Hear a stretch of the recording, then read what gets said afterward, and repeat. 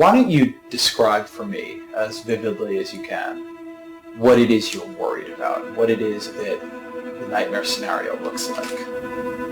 Fortunately, there's very few things, and most of them are very low probability. Some big volcanic explosion, gigantic earthquake, asteroid.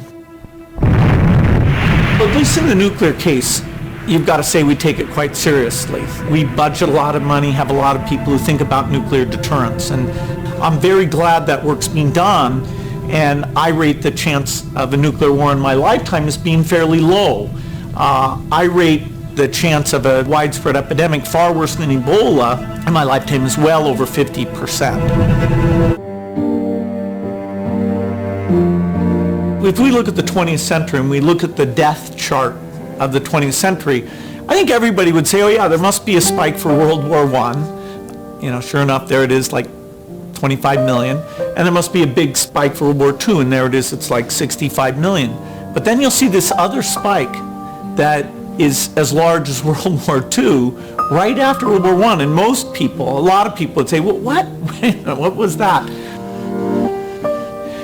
There's two kinds of flus. There's flus that spread between humans very effectively, and there's flus that kill lots of people.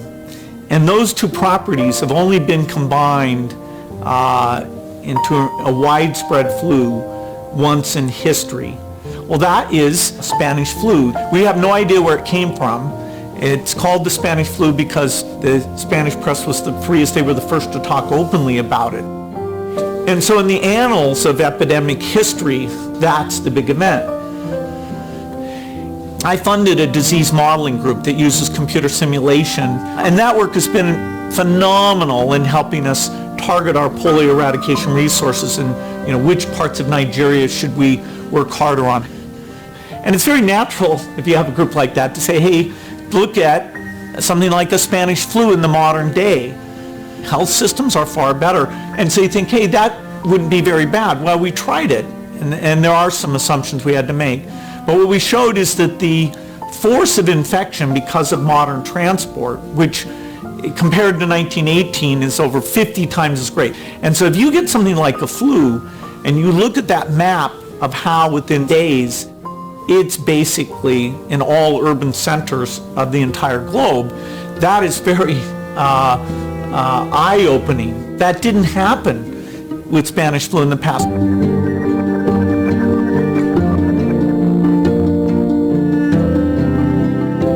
The opportunity to do more than just let it run its course is really only in the last decade.